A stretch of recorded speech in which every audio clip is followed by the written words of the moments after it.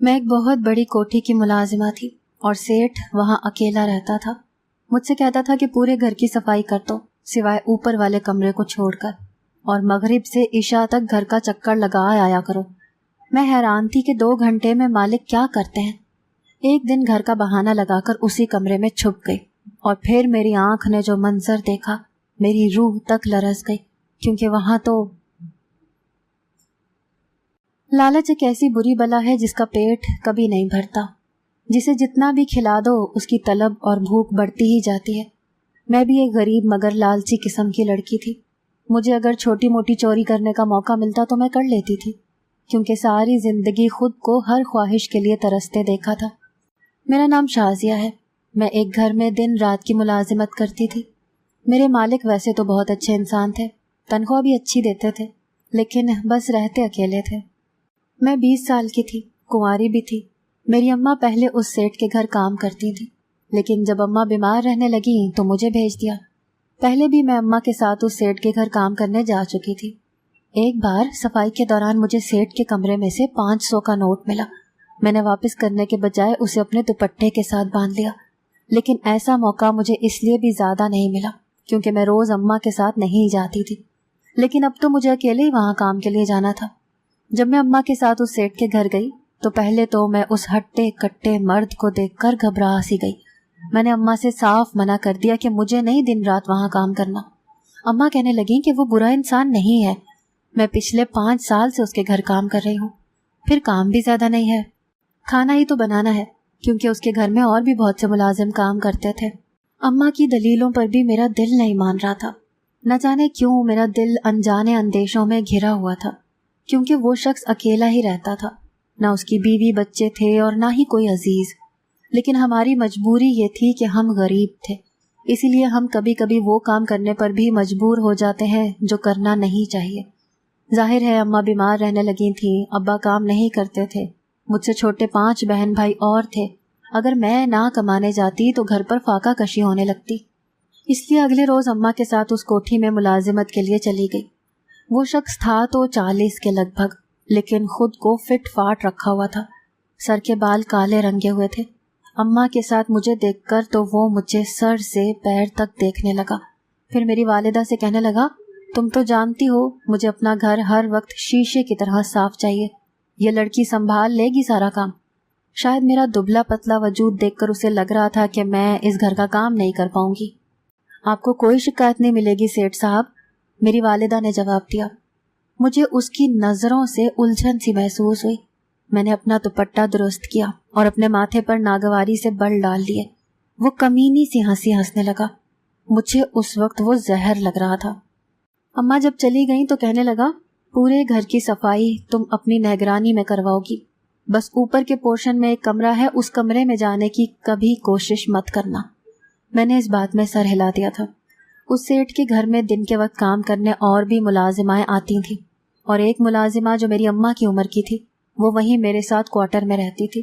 میں سب ملازمین سے اپنی نگرانی میں کام کرواتی تھی، لیکن میرا تجسس اس وقت بڑھنے لگا جب اوپر کے پورشن میں صفائی کروانے لگتی۔ اوپر بہت بڑا لاؤنج اور بڑی سی گیلری تھی، اور بس ایک ہی کمرہ تھا۔ مجھے یہ دیکھ کر حیرت بھی ہوئی کہ اتنا بڑا ہال نما لاؤنج اور بس ایک ہی کمرہ۔ میں جب اوپر کے پورشن کی صفائی کرواتی اور سامنے اس بند کمرے کو دیکھتی تو میرے اندر ایک بے چینی سی ہونے لگتی کہ جب سارا گھر یہ شخص صاف کرواتا ہے، ایک ایک شیشہ چمکواتا ہے، تو یہ کمرہ کیوں نہیں صاف کرواتا؟ جو ملازمہ صفائی پر مامور تھی وہ بھی اس کی پرانی ملازمہ تھی۔ میں نے سوچا کہ اس سے پوچھ کر تو دیکھوں کہ آخر اس کمرے میں ہے کیا، لیکن جب میں نے یہ سوال اس ملازمہ سے کیا تو اس کی فک سے رنگت اڑ گئی، پل میں وہ گھبرا سی گئی، نفی میں سر ہلانے لگی، کہنے لگی، مجھے نہیں پتا، میں کبھی نہیں گئی، تم کیوں پوچھ رہی ہو؟ کیا صاحب نے تم سے نہیں کہا کہ اس کمرے میں کبھی مت جانا؟ وہ الٹا مجھ سے سوال کرنے لگی۔ میں اس کی یہ حالت دیکھ کر تو اور بھی متجسس ہونے لگی کہ ایسا بھی اس کمرے میں کیا ہے، لیکن اس ملازمہ کے سامنے بات بدل دی۔ ہاں، مجھ سے بھی کہا ہے، میں اسی لیے تم سے کہہ رہی تھی کہ کہیں تم انجانے میں اس کمرے میں تو نہیں چلی گئی۔ میں نے بات کو سنبھالنا چاہا تو ملازمہ مجھے گھور کر اپنا کام کرنے لگی۔ کھانا میں پکاتی تھی، جو بھی اس شخص نے کھانا ہوتا تھا وہ مجھے صبح ہی بتا دیتا تھا۔ مجھے حیرت اس بات کی تھی کہ وہ شخص مغرب کے وقت تمام ملازمین کو گھر سے نکال دیتا تھا، کہتا تھا کہ اب اپنے گھروں کو جاؤ، یہاں تک کہ باہر مین گیٹ کے چوکیدار کو بھی یہی کہتا تھا کہ عشاء کے بعد آنا۔ مجھ سے بھی یہی کہتا تھا کہ عشاء تک تم اپنے گھر پر ہی رہا کرو۔ ہم لوگ اپنے گھر چلے جاتے، لیکن مجھے وہ شخص کچھ مشکوک سا لگنے لگا تھا۔ جب بھی ملازمہ یا میں اوپر والے پورشن میں کام کر رہے ہوتے تو وہ بار بار اوپر کا چکر لگاتا رہتا اور اس کی نظریں کمرے کی طرف ہی رہتی تھیں۔ شاید اسے یہ وہم تھا کہ ہم کہیں وہ کمرہ کھولنے کی کوشش نہ کر لیں۔ ایسا بھی بھلا کیا تھا اس اوپر والے کمرے میں جہاں وہ کسی کو جانے نہیں دیتا تھا، اور اتنے بڑے بنگلے میں مغرب سے عشاء تک وہ اکیلا کرتا کیا ہے؟ یہ دو سوال میرے ذہن میں گردش کرتے رہتے تھے۔ میں گھر میں آنے کے باوجود بھی متجسس سی رہتی تھی۔ میرا سارا ذہن اسی جانب مبذول تھا کہ آخر یہ سیٹ تمام ملازمین کو مغرب سے عشاء تک کیوں واپس بھیج دیتا ہے، اور اتنی بڑی کوٹھی میں اکیلا کرتا کیا ہے؟ کچھ لوگوں کی عادت ہوتی ہے کہ وہ ہر بات کو بہت زیادہ سوچتے ہیں اور طرح طرح کے سوالات انہیں تنگ کرتے رہتے ہیں۔ ان کے اندر تجسس کی بیماری ہوتی ہے، میرا شمار بھی انہی میں ہوتا تھا۔ میری ماں مجھے جس چیز سے منع کرتی کہ شازی تو نے ادھر نہیں جانا، میں یہ سوچنے لگتی کہ آخر وہاں ہے کیا جو اماں مجھے نہیں جانے دے رہے، اور میں وہاں ضرور جاتی تھی، چاہے بعد میں مجھے نقصان ہی کیوں نہ ہو جائے۔ لیکن مجھے یہ نہیں معلوم تھا کہ میری یہ عادت مجھے کہیں کا نہیں چھوڑے گی۔ مغرب سے عشاء تک بظاہر تو میں اپنی ماں کے ساتھ مل کر گھر کے مختلف کام کرتی رہتی تھی، لیکن میرا ذہن مسلسل اسی ایک نقطے کے گرد گھوم رہا تھا کہ آخر اس کمرے میں کیا تھا۔ ہو سکتا ہے اس کمرے کے اندر اس نے کسی لڑکی کو قید کر رکھا ہو۔ کبھی سوچتی کہ کیا خبر وہاں کوئی راز کی بات ہو۔ یہ بھی تو ہو سکتا ہے کہ وہاں وہ شخص کوئی ناجائز کام کرتا ہو، تبھی اس نے اس کمرے میں کسی کو جانے کی اجازت نہیں دی۔ میرے ذہن میں ایک کے بعد ایک خیال مجھے تنگ کرتا رہتا تھا کہ اس کمرے میں ہے کیا۔ اور دوسری بات مجھے یہ بھی ستاتی رہتی تھی کہ یہ سیٹھ مغرب سے عشاء تک کا وقت اتنے بڑے گھر میں اکیلا کیا کرتا ہے؟ شاید وہ شادی شدہ ہو، اپنی بیوی کو کمرے میں قید کر رکھا ہو سکتا ہے زنجیروں میں باندھ کے رکھا ہو۔ میرے اندر ایک کھوجی جیسی سوچ والا کوئی شخص بیٹھا تھا جو مجھے اس بات پر اکساتا رہتا تھا کہ مجھے حقیقت کو جاننے کی کوشش کرنی چاہیے۔ میرے اندر کی بے چینی اس قدر بڑھنے لگی کہ میں اس کمرے میں جانے کے طریقے سوچنے لگی۔ واپس کوٹھی سے آ کر بھی میرا دھیان بس اسی کمرے کی جانب ہی اٹکا رہتا۔ وہ کمرہ ہر وقت لاک رہتا تھا۔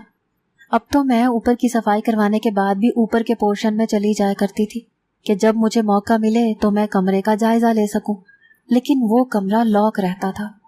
گھر میں میرے اور سیٹھ کے علاوہ ایک ملازمہ اور تھی جس کے ساتھ میں ایک ہی کوارٹر میں رہتی تھی، یا ایک چوکیدار تھا۔ ایک بار رات کے 1 بجے جب وہ ملازمہ سو گئی تو میں اٹھ کر بیٹھ گئی۔ میں سوچ چکی تھی کہ آج میں اس بند کمرے کا راز جان کر ہی رہوں گی، کیونکہ آج شام جو حرکت سیٹھ نے کی تھی مجھے 100% یقین ہو گیا تھا کہ اس کمرے میں ضرور کوئی ہے۔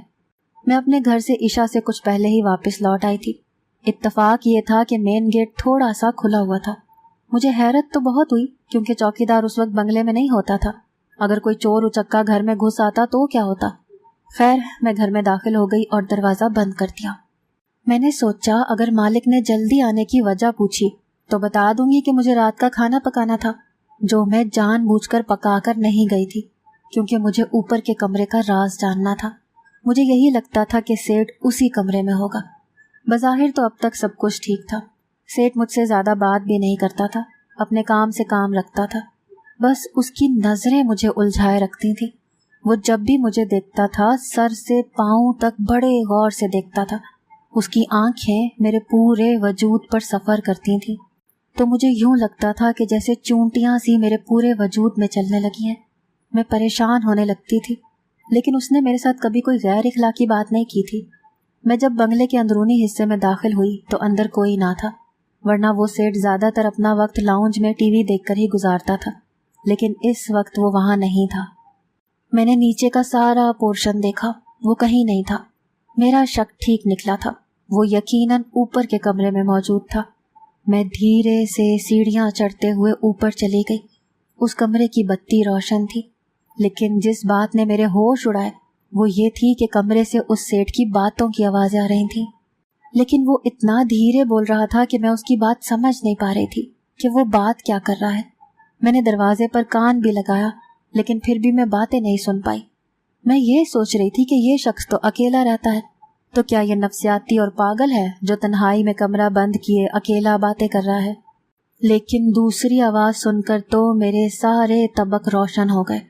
وہ ایک نسوانی آواز تھی۔ میرے سارے شکوک و شبہات درست ثابت ہوئے تھے۔ یقیناً وہ کوئی لڑکی تھی، لیکن کیا یہ شخص دوسری عورتوں کو گھر میں لا کر بدکاری کرتا ہے؟ اس سوچ نے تو مجھے خوف زدہ کر کے رکھ دیا تھا۔ میں فوراً سے نیچے اتر گئی، اپنے کوارٹر میں جا کر بیٹھ گئی۔ میرا دل زور زور سے خوف کے مارے دھڑک رہا تھا۔ میرے چہرے پر بدحواسی چھائی ہوئی تھی۔ اپنے جلدی آ جانے پر قلق بھی ہونے لگا تھا۔ کچھ ہی دیر کے بعد عشاء کی اذانیں ہونے لگی۔ میں نے وضو کیا اور نماز پڑھنے لگی۔ ویسے تو میں نماز کی پابند نہ تھی، لیکن اس وقت جس خوف میں مبتلا ہو چکی تھی مجھے اللہ یاد آنے لگا۔ ابھی میں نماز پڑھ کر یہی سوچ رہی تھی کہ واپس اپنے گھر چلی جاؤں، مجھے یہاں کام نہیں کرنا، اس شخص کی نظریں اچھی نہیں ہیں۔ اور اب تو یہ راز بھی مجھ پر افشاں ہو گیا تھا کہ یہ شخص عورتیں بھی گھر پر لاتا ہے۔ ابھی میں یہی سوچ رہی تھی کہ میرے کمرے کا دروازہ دھڑ دھڑایا گیا۔ میں پہلے ہی خوف زدہ تھی، یوں دروازہ بجنے پر تو اچھل کر رہ گئی تھی۔ مجھے لگا وہ سیٹھ ہوگا، اس کے علاوہ تو کوئی بھی نہیں ہو سکتا۔ وہ مجھ سے جلدی آنے کی وجہ پوچھے گا، میں کیا جواب دوں گی؟ اور اگر اسے مجھ پر شک ہو گیا تو کہیں مجھے مار ہی نہ ڈالے۔ میں نے ڈرتے ڈرتے پوچھا کہ کون ہے، لیکن وہ ملازمہ تھی جو میرے ساتھ اس کوارٹر میں رہتی تھی۔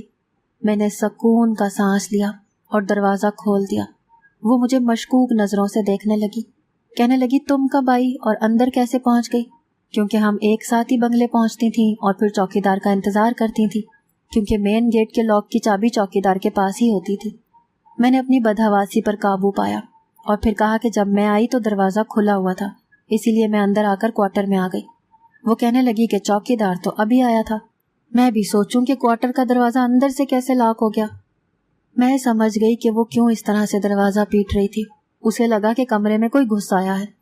رات کا کھانا کھا کر میں جب سونے کے لیے لیٹ گئی تو نیند میری آنکھوں سے کوسوں دور تھی۔ ایک طرف میں آج کے ہونے والے واقعے کی وجہ سے خوف میں مبتلا تھی، لیکن دوسری جانب میرا وہی تجسس۔ میں بہت دیر تک کروٹیں بدلتی رہی۔ میں سوچ رہی تھی کہ اگر وہ شخص عیاش بھی ہے تو اسے ڈر کس بات کا ہے؟ وہ سب ملازمین کو گھر سے باہر بھیج کر ہی اپنی عیاشی کیوں پوری کرتا ہے؟ وہ مالک ہے اس گھر کا، اگر سب کے سامنے بھی اپنی اس عادت کو عیاں کر بھی دے تو ملازمین کی مجال ہے کہ اسے کچھ کہہ جائیں۔ نہ ہی اس کے بیوی بچے ہیں کہ اسے اپنے غلط عمل کے لیے خوف ستائے۔ اور پھر یہ مغرب عشاء کا کیا چکر ہے؟ میرے دل میں وہ کمرہ ہر وقت کھٹکتا رہتا تھا۔ اس وقت سیٹھ اپنے کمرے میں ہی ہوتا تھا۔ میں نے سوچا چھپکے سے اوپر کے کمرے میں جا کر دیکھتی ہوں کہ چکر کیا ہے، لیکن یہ نہیں معلوم تھا کہ جو نظارہ مجھے وہاں دیکھنے کو ملے گا وہ میری روح کو لرزا دے گا۔ اس کمرے میں تو میں اپنے بستر سے اٹھ کر بیٹھ گئی۔ میرے برابر میں ہی وہ ملازمہ گہری نیند میں سوئی ہوئی تھی۔ میں دھیرے سے اٹھ کر کمرے کے کوارٹر سے باہر نکل آئی۔ باہر راہداری سے ہوتے ہوئے میں لان میں آ گئی۔ چوکی دار اپنی کرسی پر بیٹھا اونگ رہا تھا، اسی لیے میں محتاط قدم اٹھاتے ہوئے لاؤنج میں بڑی احتیاط سے آئی تھی۔ پورے لاؤنج میں اندھیرا تھا۔ میں دھیرے سے دبے پاؤں اوپر کا زینہ چڑھنے لگی۔ اس وقت میرا دل بری طرح سے دھڑک رہا تھا۔ اپنے پکڑے جانے کا خوف بھی لاحق تھا اور کمرے کے راز کو جاننے کا تجسس بھی۔ جب میں کمرے کے پاس گئی تو دروازہ ادھ کھلا ہوا تھا۔ میں نے چور آنکھوں سے اندر جھانک کر دیکھا تو کمرے میں کوئی نہ تھا۔ میں ڈرتے ڈرتے کمرے میں داخل ہوئی۔ کمرے کی بتیاں جل رہی تھیں، اے سی بھی آن تھا، لیکن کمرہ خالی تھا۔ مجھے یہ بات سمجھ نہیں آئی کہ کمرہ خالی کیوں ہے، اور اگر خالی ہے تو کھلا کیوں ہے۔ میں اندر داخل ہوئی اور کمرے کا جائزہ لینے لگی۔ وہ کمرہ نہیں، خواہشات کا محل تھا۔ بہت بڑا اور کشادہ کمرہ تھا۔ وہاں لگے ڈیکوریشن پیس اینٹیک قسم کے تھے۔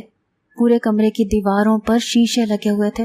کمرے کی ساری بتیاں روشن تھیں، اسی لیے کمرے میں دن کا سما محسوس ہو رہا تھا۔ ایک طرف 6-7 دروازوں کی الماری کھلی پڑی تھی جہاں زنانہ قیمتی لباس موجود تھے۔ بہت بڑا ڈریسنگ ٹیبل تھا جہاں دنیا جہان کا میک اپ رکھا تھا، جیولری رکھی ہوئی تھی۔ یہ سب دیکھ کر تو میرے منہ میں پانی بھر آیا۔ ہم جیسے لوگ تو ان چیزوں کو ترسے ہوئے ہوتے ہیں، اسی لیے میں ڈریسنگ کے سامنے چلی گئی اور وہ جیولری دیکھنے لگی۔ میک اپ دیکھ کر تو میرا دل بے ایمان ہونے لگا کہ اتنا کچھ ہے اس ڈریسنگ ٹیبل پر، اگر میں یہاں سے کچھ لے بھی جاؤں تو کسی کو کیا پتہ چلے گا۔ میری لالچ سے آنکھیں چمکی تھی۔ میں نے جلدی سے اپنے دوپٹے میں میک اپ اور جیولری رکھی اور کمرے سے باہر نکل کر اپنے کوارٹر میں چلی گئی۔ جلدی سے میں نے وہ سب چیزیں اپنے اس بیگ میں رکھ دیں جس میں میرے کپڑے رکھے تھے۔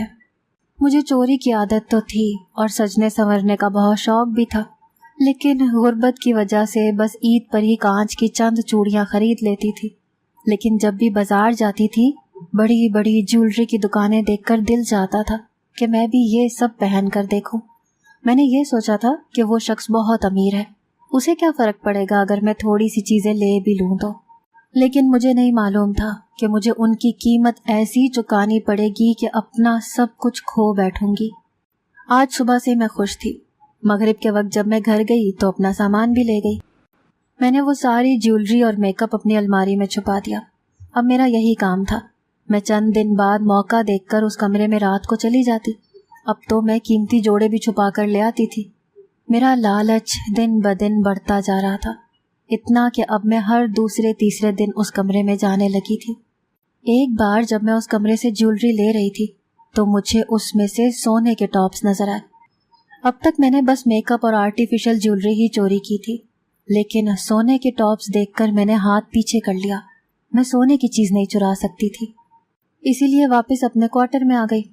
لیکن انسان کو اگر لالچ کی بھوک لگ جائے تو کبھی ختم نہیں ہوتی، وقت کے ساتھ ساتھ بڑھتی ہی چلی جاتی ہے۔ یہی حال میرا بھی تھا۔ میں نے سونے کے لیے آنکھیں بند کی تو میری آنکھوں کے سامنے وہ سونے کے ٹاپس نظر آنے لگے۔ کبھی وہ وارڈروب میں رکھی قیمتی ساڑیاں مجھے بے چین کرنے لگتی۔ میں نے کروٹیں بدل کر ساری رات گزاری تھی۔ دن میں جب میں ناشتہ بنا کر اس سیٹ کے سامنے رکھ رہی تھی تو وہ مجھے بڑے غور سے دیکھ رہا تھا۔ نہ جانے کیوں آج مجھے اس کے اس طرح سے دیکھنے پر گھبراہٹ سی ہو رہی تھی۔ آج جو دھماکہ اس سیٹ نے مجھ پر کیا وہ میرے اوسان خطا کر گیا تھا۔ اس نے مجھے کمرے کی چابی دی، کہنے لگا اوپر کے کمرے کی صفائی تم کرو گی۔ میں حیرت سے منہ کھولے اسے دیکھ رہی تھی۔ کہنے لگا جاؤ اور کمرے کی صفائی کرو۔ میں نے چابی اس کے ہاتھ سے پکڑ لی اور اوپر کمرے میں آ گئی۔ اس بار جو کچھ میں نے کمرے میں دیکھا میرے لیے حیران کن تھا۔ کمرے میں سونے کے زیورات ڈریسنگ کے اوپر ہی رکھے ہوئے تھے۔ میں نے کمرے کی صفائی کر دی، پھر کمرے سے باہر نکلنے کے بجائے میں ڈریسنگ پر رکھے باکس میں سے بے تحاشا سونے کے زیورات کو دیکھنے لگی۔ بہت سے ٹاپس تھے، چینز تھیں اور اتنا کچھ تھا کہ اگر میں اس میں سے کچھ لے لیتی تو شاید اسے خبر نہ ہوتی، لیکن میں نے کچھ نہیں لیا۔ کمرہ صاف کیا اور باہر آ گئی۔ رات کو سوتے وقت میری آنکھوں میں وہ زیورات گھومنے لگے۔ مجھے چھوٹی موٹی چوری کی عادت تھی، اسی لیے مجھے چین نہیں آ رہا تھا۔ میں اٹھی اور پھر اسی کمرے میں آ گئی۔ کمرہ آج بھی خالی تھا۔ میں نے جلدی سے ڈریسنگ کے دراز کھول کر وہ زیورات کا بکس ڈھونڈنے کی کوشش کی جو مجھے تیسرے دراز سے ہی مل گیا تھا۔ میں نے اس بکس میں سے سونے کے بھاری جھمکے لیے اور پہن لیے۔ مجھے پہن کر ایسے لگا جیسے میرا چہرہ کھل سا گیا ہو۔ پھر میں نے وہ جھمکے اپنے ہاتھوں میں دبائے اور کمرے سے باہر نکلنے لگی، لیکن سامنے ہی وہ شخص کھڑا تھا۔ اسے دیکھ کر تو میری رنگت ہی اڑ گئی۔ مجھے لگا میرے وجود سے کسی نے روح کھینچ لی ہو۔ میں پکڑی گئی تھی۔ وہ میرے پاس آیا اور کہنے لگا تم اس وقت اس کمرے میں کیا کر رہی ہو؟ میں بری طرح سے بدحواس ہوئی تھی۔ میں نے کہا کچھ بھی تو نہیں، مجھ سے تو کوئی بات ہی نہیں بن رہی تھی۔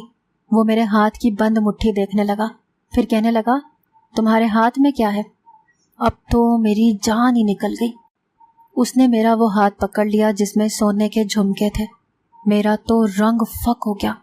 کہنے لگا تم چوری کر رہی تھی؟ میری تو جان نکل گئی تھی۔ میں مزید جھوٹ نہیں بول سکتی تھی۔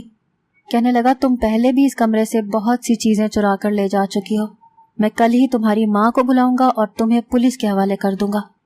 یہ سن کر میرے تو اوسان خطا ہو گئے۔ میں اس کے سامنے رونے گڑ گڑانے لگی، ہاتھ جوڑنے لگی کہ مجھے معاف کر دو، لیکن وہ نہیں مانا۔ کہنے لگا بس ایک شرط پر میں تمہیں پولیس کو نہیں پکڑاؤں گا، تمہاری ماں کو بھی نہیں بتاؤں گا، اور یہ جھمکے بھی تمہیں دے دوں گا۔ مجھے اس کی یہ شرط سن کر حیرت بھی ہوئی اور پریشانی بھی۔ میں نے کہا کہ کون سی شرط؟ وہ کہنے لگا کہ تم میرے ساتھ رات گزار لو اور اس بات کو کسی سے بھی مت کہنا، میں بھی تمہاری چوری کے بارے میں کچھ نہیں کہوں گا۔ یہ سن کر تو میری روح فنا ہو گئی۔ میں نے کہا میں کل ہی ساری چیزیں آپ کو واپس کر دوں گی، لیکن یہ گناہ نہیں کر سکتی میں۔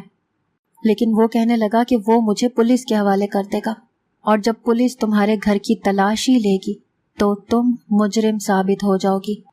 اب میں بری طرح سے اس کے بچھائے ہوئے جال میں پھنس چکی تھی۔ اس نے بڑے شاطرانہ انداز سے میرے گرد لالچ کا جال بچھایا تھا، مجھے متجسس کرنے کے لیے کمرے میں نہ جانے کا کہا، پھر ایسا رد عمل اختیار کرتا رہا کہ میرا تجسس بڑھنے لگا۔ پھر عصر سے مغرب کا ڈھونگ بھی رچانے لگا۔ وہ عورتوں کے ساتھ بدکاری کرتا تھا، حالانکہ میں یہ بات بھی جان چکی تھی، لیکن پھر بھی میرے لالچ کی بندھی پٹی نے مجھے اندھا کر دیا تھا۔ وہ میری آنکھوں میں لالچ کی چمک دیکھ چکا تھا، اسی لیے اپنا کمرہ رات کو کھلا چھوڑنے لگا، اور میں لالچ میں آ گئی۔ وہ جانتا تھا کہ میں چھوٹی موٹی چوری کی عادی ہوں، اسی لیے اس نے مجھے بری طرح سے پھنسا دیا تھا۔ صبح جب میں اس کے کمرے سے باہر نکلی تو میرے تن پر ایک قیمتی لباس تھا، ہاتھ میں میک اپ اور جیولری کا شاپر تھا، اور کانوں میں سونے کے جھمکے تھے۔ بس نہیں تھی تو میری سب سے قیمتی چیز، میری عزت، میرے پاس نہیں تھی۔ میرے لالچ نے مجھے کہیں کا نہیں چھوڑا تھا۔ میں صبح ہی گھر واپس چلی گئی۔ میری ماں مجھے قیمتی لباس میں دیکھ کر خوش ہو گئی، کہنے لگی، دیکھا میں نے کہا تھا نا کہ سیٹھ بہت اچھا انسان ہے، دیکھ تجھے کتنا کچھ دیا ہے۔ اور میں خالی آنکھوں سے اپنی ماں کو دیکھ رہی تھی، جسے میرے تن پر پہنا نیا لباس تو نظر آ گیا، لیکن میرے چہرے پر چھائی گناہ کی کالک نظر نہیں آئی۔ کاش کہ میں نے لالچ نہ کیا ہوتا تو آج۔ مجھے یاد آنے لگا کہ میں نے سنا تھا کہ لالچ بری بلا ہے، لیکن آج میں اس بلا کے ہاتھوں برباد ہو چکی تھی۔